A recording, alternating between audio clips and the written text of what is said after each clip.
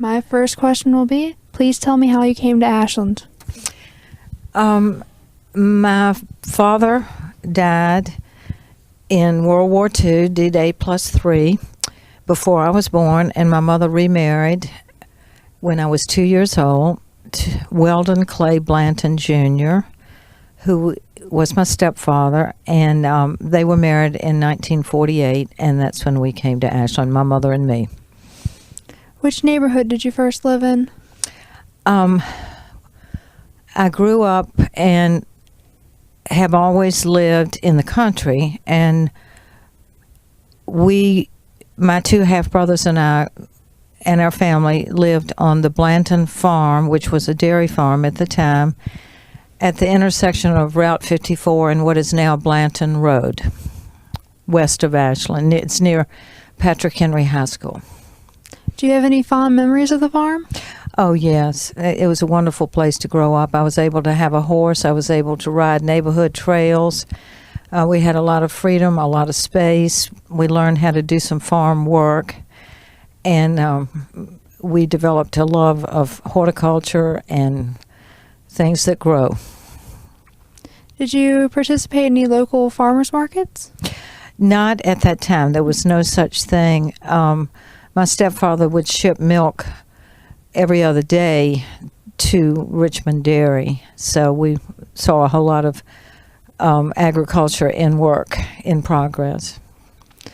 Who do you think were Ashland's most colorful characters? Oh, there were so many of great memory.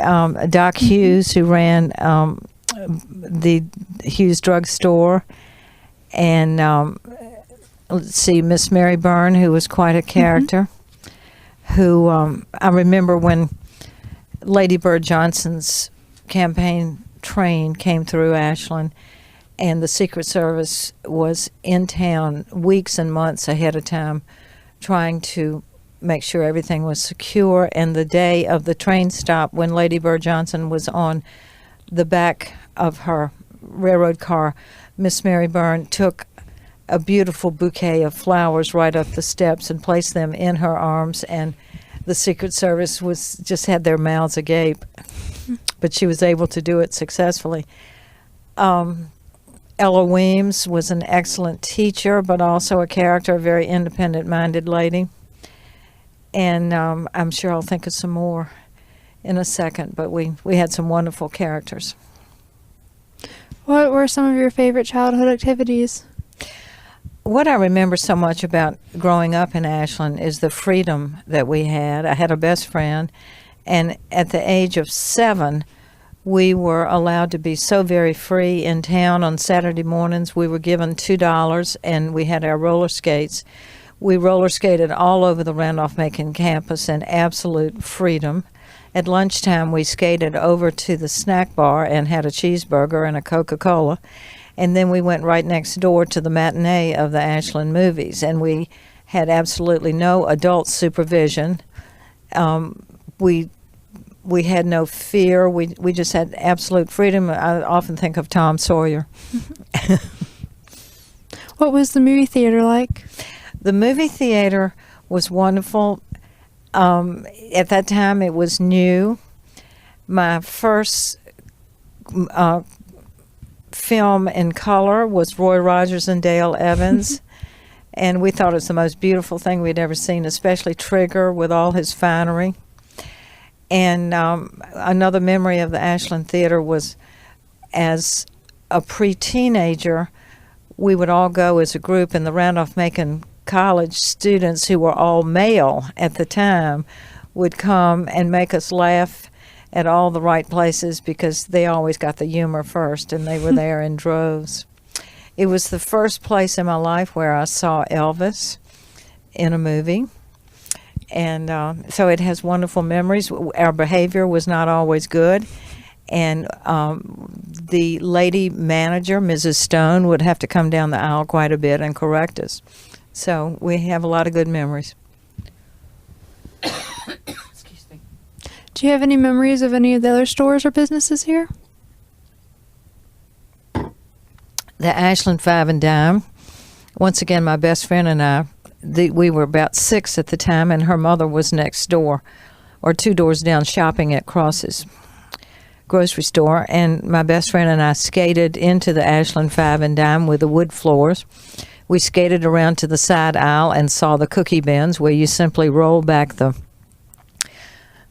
door, and we entered into a life of crime that began and ended the same day. We each stole a chocolate cookie and stuffed it into our mouths, skated out very quickly, and got in my friend's mother's station wagon. She came out of Cross's, realized right away what we had done, and we had to march ourselves off to talk to the manager. So, needless to say, we never did that again.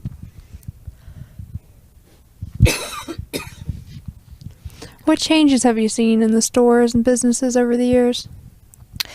Well, I think there's still a wonderful, how do I say it, graciousness by the store owners. Thank you, Kim. Are you ready? I guess growing up, I remember places like the old A&P grocery store, and everything had a wood floor, and it was, I don't know, so down home and hospitable. All the stores, of course, and businesses are much more up to date and attractive. Well, not attractive, but more current. But I can remember the Painter's clothing store, wonderful memories of Cox's department store, where I had my first job at age 15 wrapping Christmas presents. And I quickly got behind, and the store's owner's wife, who's a very gracious lady, came and helped me catch up. Tell me some more about your first job. Did you enjoy it? Oh, I loved it. All of the farmers would come into town and do their Christmas shopping at Cox's, and so I learned to wrap Christmas gifts quickly, and I was proud of that job. It was my first money-making venture, and like I said, I had very nice people to help me when I fell behind. But Cox's department store was wonderful. Of course, it's now where the Iron Horse restaurant is. And I can remember young girls modeling some of the clothes in the store window. That was a good memory. And upstairs was the ladies' department, and downstairs was the men's. And it was just, this was Joe and Jacqueline Andrews, who were so very kind to me when I was growing up. Have you seen any other changes in the town? Well, I'm thankful that it's still sort of centered on the railroad, which is an integral part of Ashland's history.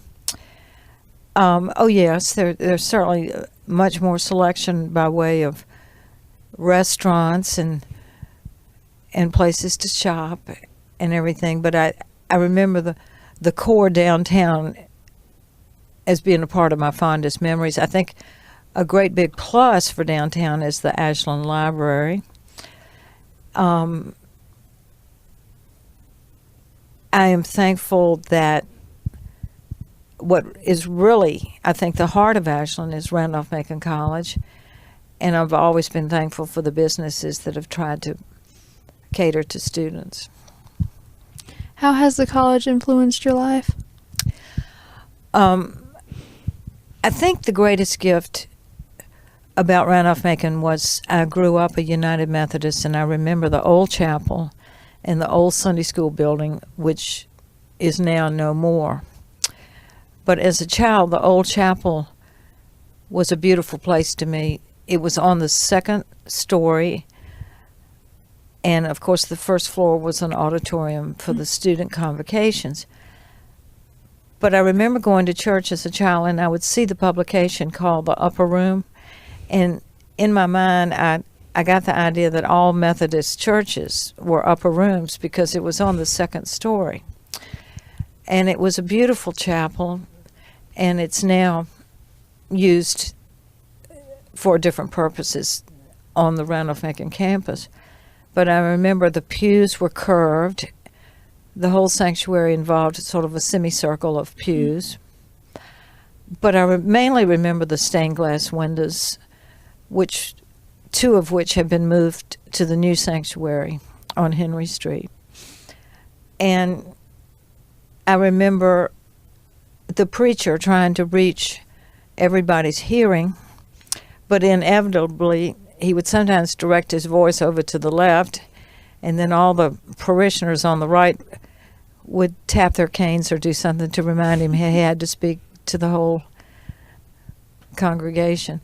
Wonderful memories. The choir could not afford choir robes, so they wore their Sunday finest, and sometimes the ladies would trade hats because they felt that their hat did better matching another lady's outfit. Wonderful, wonderful memories. I think I also remember distinguished professors like Dr. Hall Cantor, who taught as a professor all week and then willingly served the church on the weekends, either as an organist or in any capacity. So I remember upstanding people like that who greatly influenced me. But I also felt so grateful to grow up in a community where the seeking of knowledge was valued so much, more than the accumulation of wealth. You know, we're educated, we can fight ignorance, and that was such a positive influence. Randolph-Macon was very generous to us as children. Like I said, they let us roller skate all over the place, and in front of Blackwell Hall, we would all form a big circle, skating round and round like a skating rink. And I think about the college library that always opened its doors to any high school student who wished to apply for a membership card. I did many a term paper right over here in this library as a high school student at Patrick Henry. I think of the college being so generous in sharing its cultural activities with the community, a great gift. And one of my happiest memories was when I was 8 years old and I was roller skating in front of Thomas Branch Dormitory with a friend, and one of the college students leaned out of the second-story window, flipped me a nickel, and said, "Call me when you're 16." I thought I'd died and gone to heaven. That was probably the happiest day of my youth.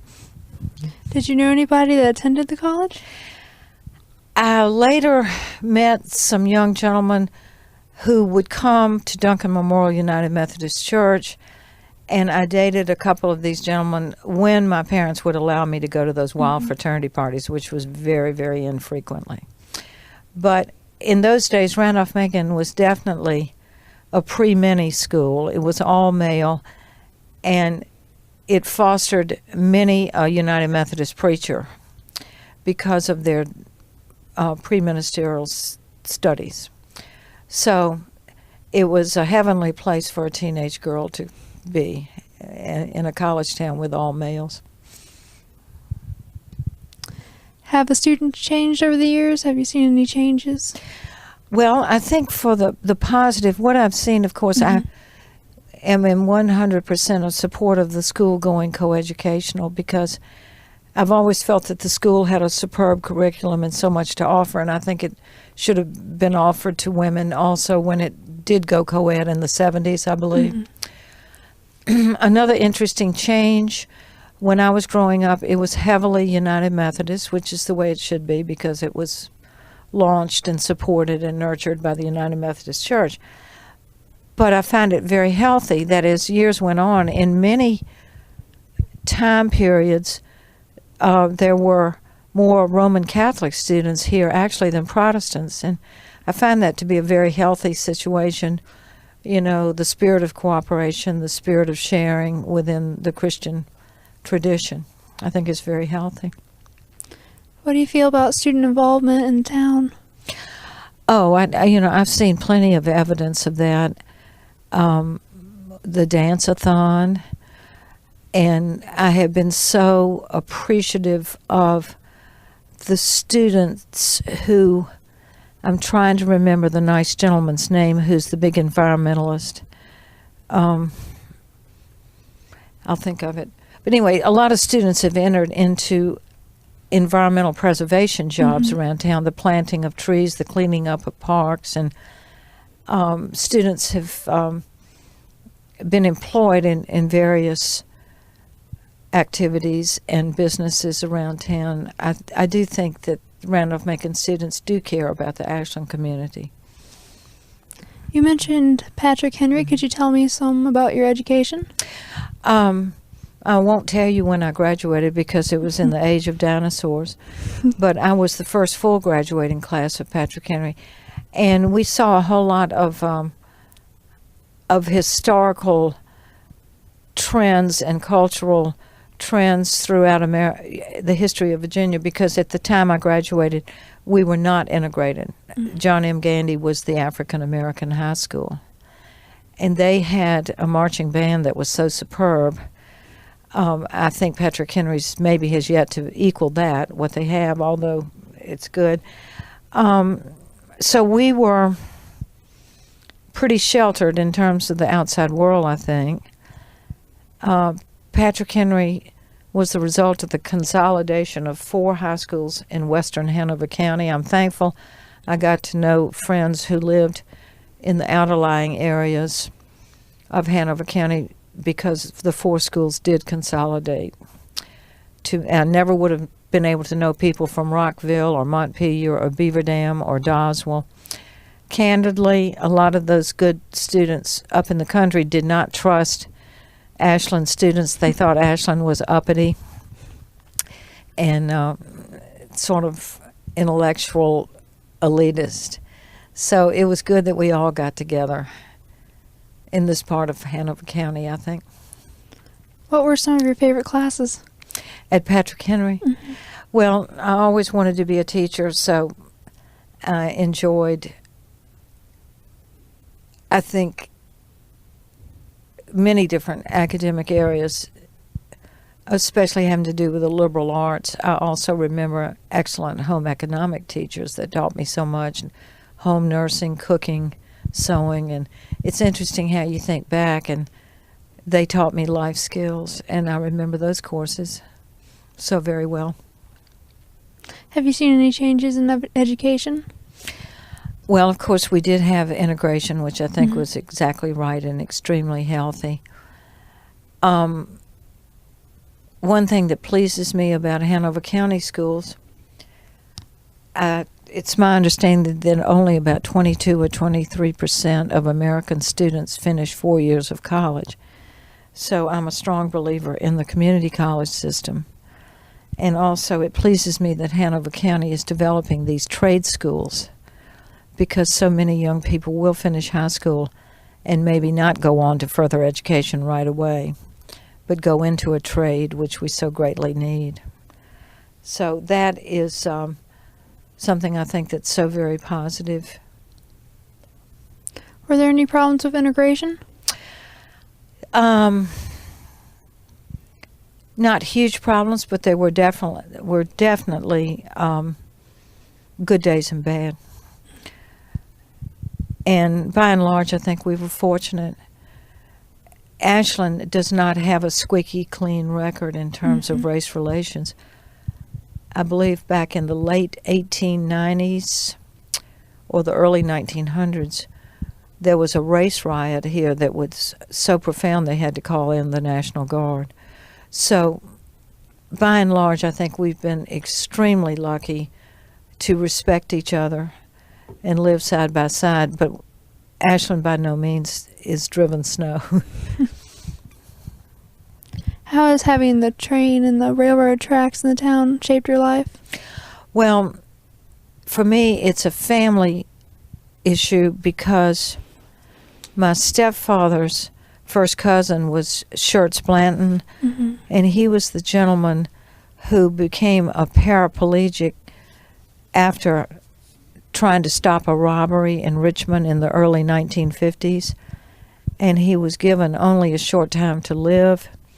He was confined to a wheelchair and lived in the big, huge white frame house on the railroad tracks, which is now owned by the college, and with the wide front hallways. So he started waving at the trains as they came through. He's another one of our legends, Schertz Blanton, and I wrote his biography for the Ashland yearbook, for the 150th yearbook.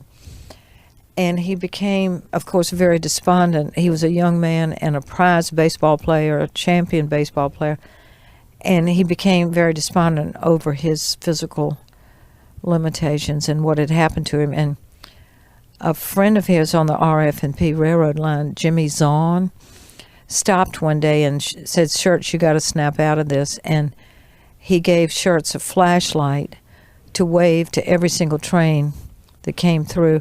And Shirts later became a hero for the railroad because he discovered things like hot boxes and trouble on the cars, and has really was credited for saving lives. But it came to the point where Shirts became the best friend of the railroads, and everybody would wave. They would stop at Christmas and bring him presents. It's a wonderful story. It really is. So we have personal family connections to the railroad. But I have always loved having the railroad as part of our town. And I think what's so opportune for Ashlanders is you can park your car in Ashland and be in Washington, D.C. in 2 hours, and New York in 6 hours, and it's wonderful. I hope I pray that we'll always have passenger train service. What do you remember about the train service in Ashland over the years? Well, I can remember all the years that it ceased, that we didn't have any passenger service at all. I remember the Santa Claus trains that everybody loved, that would come and pick up all the children and their parents and take them to Richmond on the train ride, because Bob Jeffers, another relative of mine, played Santa Claus. But I can remember all those years where no trains ever stopped. That, if you wanted to catch a train, you had to go to Richmond. So I was awfully glad when it started again, and I would just pray that it'll keep going. The latest controversy about maybe stopping passenger service, I think, would be just a real heartache. I hope they won't. What do you feel about the petitions and the efforts to keep the train services going? Well, I've signed them. I'm in full support. And I can understand both sides. They want the high-speed train, but it seems to me they could route that through Hanover Courthouse. I can understand about the ACA yards in Richmond, what a bottleneck that is, but I don't know. I still hope they'll keep passenger service. Did any of your relatives ever work for the railroad? My stepfather's grandfather was Captain Rice, and he was one of the early conductors on the RF&P, especially, I believe, the accommodation train. And they would stop the train. He lived on South Center Street. They would even stop the train right in front of his house to pick him up. How does it feel to live in the center of the universe? Well, I think we're very blessed. And then my husband and I still live outside of town near Patrick Henry High School, but of course we take part in many town activities. My husband's in the Ashland Kiwanis Club. I'm in the Women's Club, the Garden Club. I just think we're so fortunate. We have the best of both worlds. We're 18 miles from Richmond. Once again, we have the marvelous cultural opportunities by living in a town with a good college. Once again, we have train service to other cities on the eastern seaboard. So I think we have the best of both worlds. We have small town America, but we have easy access to more urban areas. Tell me some more about the organizations you've been a member of. Well, the Women's Club of Ashland is especially enjoyable for me. 1896, it was started by a group of faculty wives at Randolph-Macon. And I can remember the days when my mother was a member of the Women's Club of Ashland, and every Tuesday afternoon at 4 o'clock, she would put on her white gloves and her hat and go to the meetings. And later on, the gloves and hat went, but the ladies still dressed up. And they often met in the choir room at Duncan Memorial. And as time has gone on, we've gotten a little more casual in our apparel. But every lady member, there are 35 members, is required to write a paper once a year on a subject of interest and present the paper to the other club members. and the paper needs to be about 40 to 50 minutes long, and you promise to yourself and to God that you won't plagiarize. You don't have to footnote. But some of the papers I've been privileged to hear over the years have just been superb. So it's like being lucky enough to go back to college again without paying the tuition. It's a wonderful group, and I think there are ladies' literary societies all over. There are all over Virginia, like the Women's Club of Ashland. Some in particular are a little more demanding. I believe there is one in Charlottesville or Lynchburg or Roanoke, I can't remember, where you have to study a Shakespearean play every year, and you are assigned an aspect of the play to write about the characters or the setting. And so now that would be hard. I don't know that would be very enjoyable for me, but ours is a little more loosely organized, where you write on a topic that you've always wanted to know more about. What are a few of your favorite papers? I thoroughly enjoyed, I thought I was going to get run out of town on a rail, but my first paper was to revisit and take a second look at Robert E. Lee. And I knew I was on dangerous ground because he's revered as a god. And unfortunately, I don't think that's what he ever would have wanted. And he was not a perfect man. So that was my first paper, a present-day light on Robert E. Lee. And I remember my sweet, wonderful mother picking up the telephone and calling me and saying, "You're surely not going to say anything bad about him, are you?" But taking a long, hard look from a revisionist history standpoint is fascinating. And remarkably, my paper was well received. I got a lot of positive comments about it. Do you have any memories of any of the other members? Oh, yes. They were just marvelous ladies. Mary Ruth Lancaster, who used to be a librarian at Randolph-Macon College right here. Dorothy Jones, a retired college professor who in her last years went blind but never lost her positive attitude. She's just a brilliant lady. Marion Herget, whose father and mother bought the Herald Progress and were editor and publisher for years and years. We had exceptional ladies who departed this life for a better one. But so many wonderful, brilliant minds, and just great ladies. Did you celebrate the Century of Tuesdays? Yes, we did. In 2006, in fact, across the street in what used to be the president's home at Randolph-Macon, we planted a tree. It's still there. Funny, I looked at it today. It's still there. We planted a tree in the backyard to commemorate the Women's Club of Ashland's 100th anniversary. So what are your plans for future papers? Do you have any lined up? Well, this coming year I don't have to write a paper because I am chairman of the social committee, so I'll be in charge of the two social events. But my next paper is going to be about all of the Randolph-Macons all over Virginia. Randolph-Macon Academy in Front Royal, and I believe there was a Randolph-Macon prep school in Danville, the first Randolph-Macon College for Men in Boynton. I've already visited that site in Mecklenburg County, and one of the dormitory walls are still there. The parts of the building are still there.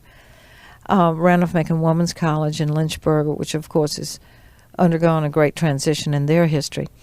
But I just want to write about all of the Randolph-Macons and the history and the heritage and the beginning. That'll be my next paper. Could you tell me more about the club teas? We have two big social functions each year, one at Christmas, the first Tuesday in December, and then the first Tuesday in March. And we can invite two guests, and they're usually at Duncan Memorial in the Fellowship Hall. And one of our members will present a paper, and it's always very enjoyable, and it's a whole lot of fun to invite our friends and neighbors to come. Do you attend church here? Yes. Mm-hmm. I'm a member of Duncan Memorial United Methodist Church still, and have been since a long time, other than the hiatus when my husband and I lived in Richmond. We were Presbyterians, but Duncan Memorial is an integral part, I think, of the Ashland community. And, of course, it always has been, I hope it always will be, the college chapel for Randolph-Macon. Do you have any memories of any special experiences there?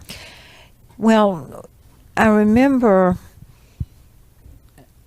having joyful times in Sunday school, the junior choir, but I also remember when we as a whole church marched from the old chapel into our new sanctuary, which was built in the mid-50s, 1950s, at the corner of Henry Street and College Avenue, which is its present location, and we all marched like little Christian soldiers from the old chapel to the new, and holding banners, and that was a day of special memory.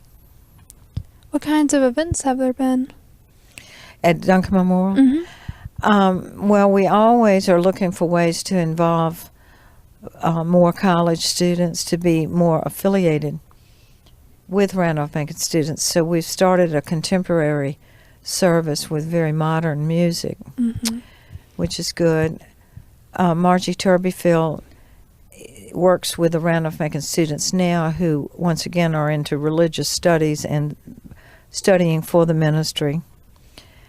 And I remember as a teenager where Randolph-Macon College students, and sometimes the married students and wives, would be our youth directors for United Methodist Youth Fellowship. So we've always tried hard to maintain a close relationship. Randolph-Macon has been very, very generous to our church. They allow our youth to use the Brock Center, and they allow our church to use Blackwell Hall and other classrooms for our Sunday school. So there's always been a wonderful relationship between the college and my church, and I pray that it will always be. Can you tell me a little about your church leaders? The church leaders. We have a fine pastor now, Bob Lynn, Emory and Henry graduate, another good Methodist school. One thing that I've always appreciated is we have wonderful Sunday school instruction, because a lot of times it's done by professors from Randolph-Macon. I think in particular of Dr. Stephen Toole, who's no longer here. He's now at a Presbyterian seminary in Pittsburgh, Pennsylvania. But his instruction was just superb. And Dr. Ira Andrews is another one who comes to mind. He is a retired dean, but he's always done a wonderful job to teach Bible studies, like to women's circles and to Sunday school participants. Ira Andrews also teaches at the school, I believe. Yes. I think he does still teach part-time, even though he's retired. He retired as, I believe, academic dean or one of the deans. What do you feel about Duncan Memorial's aspects and influences on the community?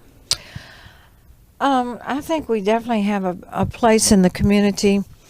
We are somewhat landlocked in terms of expansion, but there's no reason why we can't expand going up. I think we are where we should be. There's been some talk about maybe purchasing land outside of town and relocating the church, but I think that would be a very sad choice, because we need to be here and affiliate with the town and affiliate with the college community, I think. So if we start a new church right outside of town, I hope it will be the birth of a new Methodist church, and let Duncan Memorial continue as it is.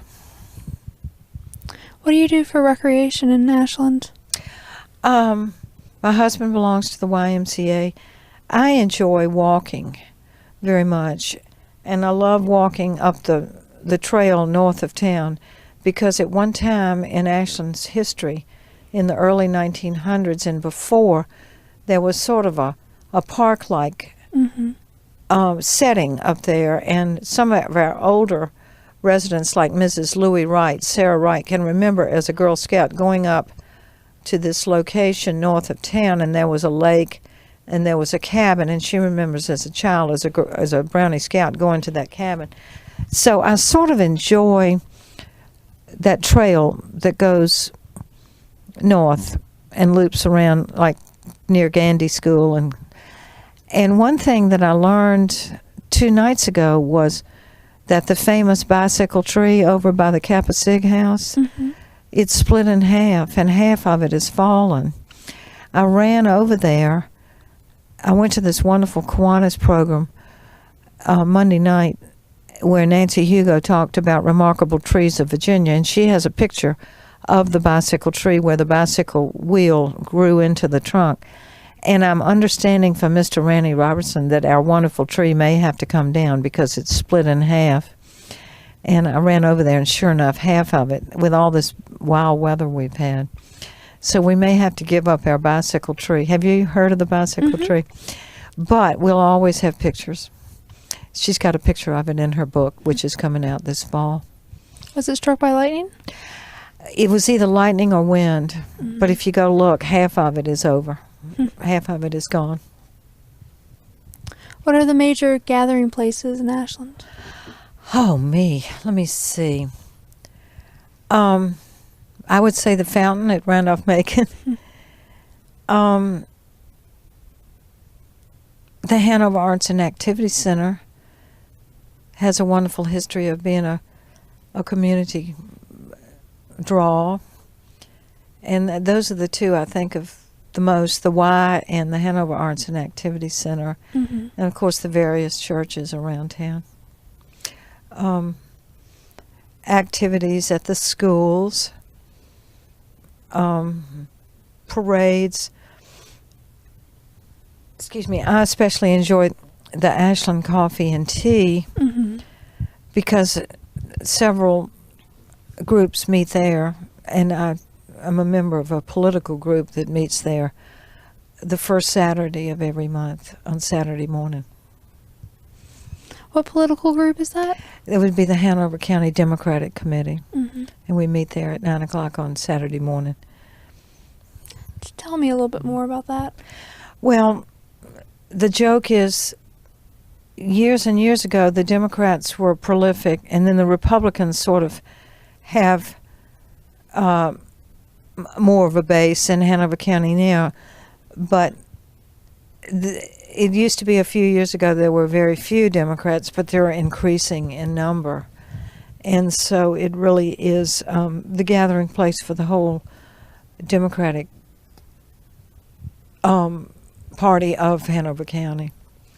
And so we meet there. We meet in that room where they have musical performances. You know, it's sort of nice, and we have guest speakers and so on and so forth. Are you interested in any town politics? Excuse me? Are you interested in any town politics? Well, we are not voting residents within the town. We're outside of the town limits. So I guess my major interest is Western Hanover County, and we're represented by Mr. Bucky Stanley, who I think has done a good job as a public servant. I do have great admiration for the town council and those citizens who are willing to step up and serve, be it on the planning commission or the town council, but we really are not directly involved because we are outside of the town limits. Do you know how long Ashland Coffee and Tea has been here? Let me see. If I had to guess, I'd say long, about 6 to 8 years.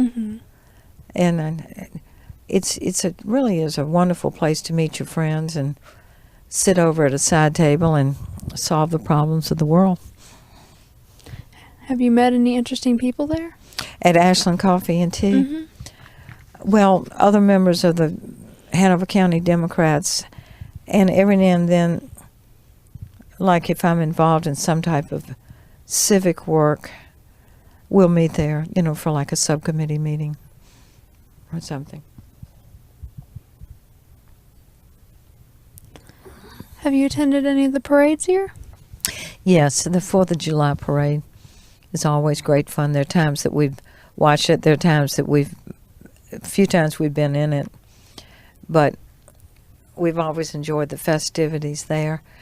Now, my husband, being a member of the Ashland Kiwanis Club, is on the committee for the holiday parade, and that's always a lot of fun. It takes a great deal of planning. I think he's worked on that committee for about 5 or 6 years. So the Old Time Holiday Parade is also great fun. Really enjoy watching that. I don't think I've ever participated. Mm-hmm. I heard there's a Beagle Brigade. Yes, a beagle, yes. Mm-hmm. Yes, and animals take part in both parades. Mm-hmm. They really do, and I always love to see the Humane Society because we adopted a dog from the Humane Society. What kinds of events take place in the parades? Like, what kind of organizations are involved? In the holiday parade, it's great. They have high school bands. Mm-hmm. They have notable figures like they always have a marshal, a grand marshal, and youth organizations, horseback riders, antique cars, and they have the group that has the little mini cars, the Shriners, with their little mini cars, and it's always fun. Churches participate and scout groups, and definitely community oriented. Have you been to any street parties or anything like that? One or two, which are great fun, and I really am in favor of what they've done at the library with the plaza and the statues and the memorials and the bricks, and so those are great fun. One or two. Mm-hmm. What about the Strawberry Fair? Strawberry Fair is always enjoyable, and we as a church participate, usually having a bake sale and a rummage sale. I think Randolph-Macon was very wise to ask them to move it to the street, because I do feel the campus is so beautiful, and it wasn't real easy to have the grass trampled. So I think the Strawberry Fair is still very successful, even though it's been moved to the streets. And unfortunately, this year the heat sort of did us in, but it amazes me the crowd that it draws. And also, I enjoy the musical performances so much at the different stages. I think that's a great idea. Are there a lot of local bands? I believe this past year what struck me most were the number of choirs and choral groups that performed. I've certainly heard some bands, and of course we always enjoy the Hanover Heartthrobs in the Ashland Variety Show. My husband and I have participated in that for many years, and that is so much fun.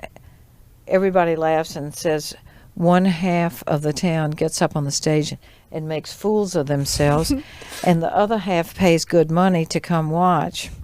So it's a wonderful community event. I'm glad it's every other year because it involves a lot of work and a lot of rehearsal time, but it's so much fun. What did you do in the variety show? I have sung in the gospel choir, and I've sung in various numbers with other ladies, and my husband is famous for dressing up as Elvis, and my son put his picture in his Elvis costume on MySpace.com without his permission, and all of my son's friends just got a real big kick out of it. So everybody has a good time. Do you remember when Dick Gillis was mayor? Yes, it's a very kind gentleman. We miss him a whole lot. And he would always lead us all in song at the end of the variety show, the famous Ashland song that Dougie Zeno and Marion Herget wrote, Ashland, Center of the Universe. And so he is greatly missed. Do you remember the Ashland Bicentennial? The 100-year anniversary. Those were the years when my husband and I were residing in Richmond. So we didn't take primary part in that. What do you feel about the expansion of Ashland? Oh, me. I guess maybe my husband laughs and accuses me of being a tree hugger. But I'm a conservation is without question, and I make no apologies. I think as long as we can preserve and protect as much open space as possible, I just don't think development is always the answer. So if it's carefully planned, but I don't see much sense in building a lot more houses at this point in time with so many on the market. What do you feel about like the growth along 54? East or west or both? Both. Well, I grew up on just off the western part of Route 54.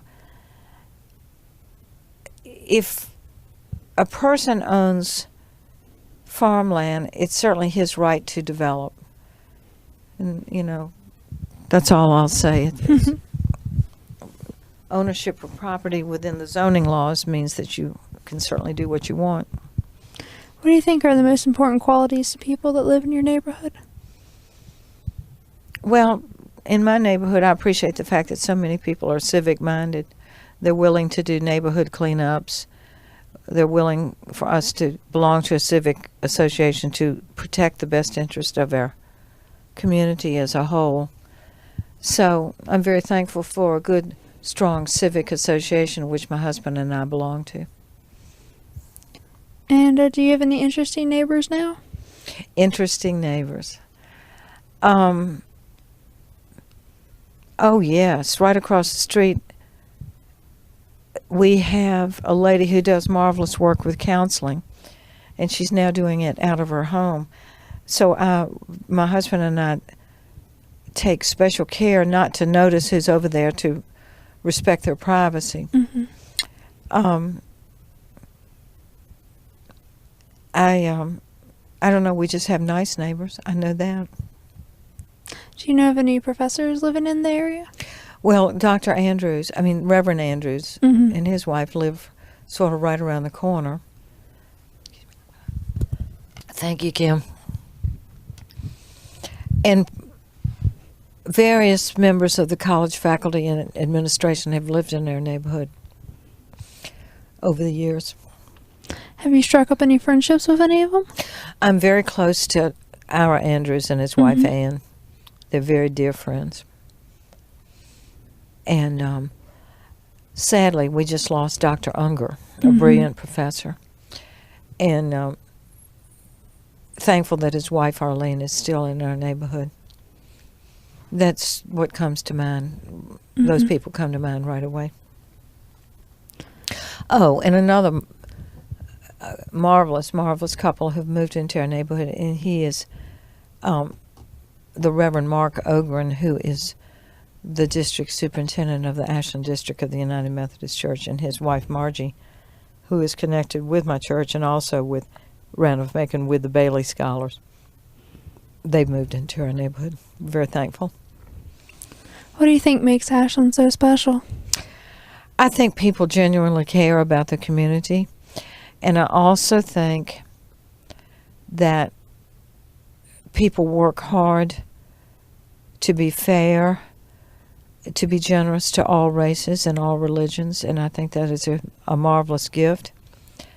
To acknowledge the worth of everybody, regardless of race or skin color, and I think people, by and large, are well educated, and they want to work hard to have a healthy, safe community.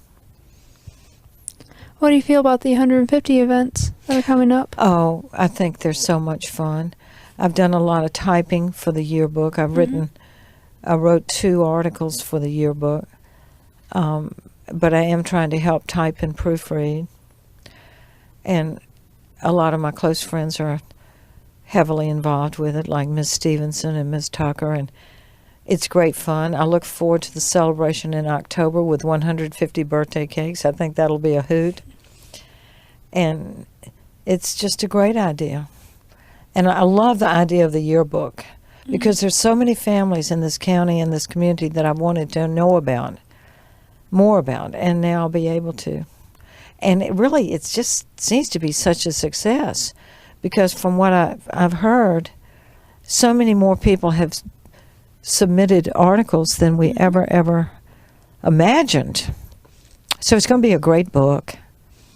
It really is, and I'm glad you asked that question. I've got to go home and donate to buying the new clock, the gift. A friend of mine is trying to head up that effort, and I've just got to go home and do it. Write out the check. Tell me some more about the new train clock. From what I understand, it's going to be a gift to the town from its citizens. And am I correct that it's going to be at the depot? I'm not real sure. I need to go home and reread the information, but I think it'll be a wonderful gift, to have a big clock. I'm not sure exactly where it'll be located, but it's a great idea for a gift. Will you be baking a cake for the 150 cakes? If somebody asks me, I'll be happy to. I'm not much with layers, but I can do it. What do you think the future holds for Ashland? Oh, I can see only positive, because I think it's a wonderful place to live, and it's also such a good place to rear children. So many wonderful activities for children that are all inclusive, be it a soccer team or a scout troop or Indian guides, Indian princesses. And I see nothing but positive. Well, that concludes my questions. Is there anything you'd like to add? No, it's been a privilege to be a part of this, because I love Ashland, and it's where my roots are, and my fine family reared us. So thank you, Kim. Thank you very much.